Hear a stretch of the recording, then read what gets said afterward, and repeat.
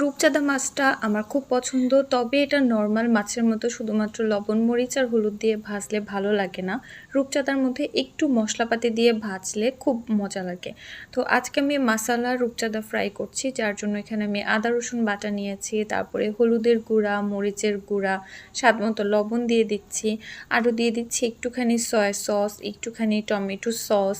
মাছের স্মেলটা একটু কম করার জন্য দিয়ে দিচ্ছি এখানে একটু লেবুর রস। তারপর মশলাগুলোকে আগে খুব ভালোভাবে মেখে নিয়েছি।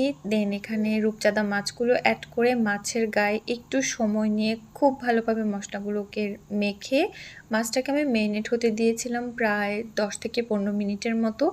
তারপর এখন এগুলোকে এপিঠ ওপিঠ ভালো করে ভেজে নিচ্ছি মিডিয়াম হিটে 5 থেকে 6 মিনিট করে।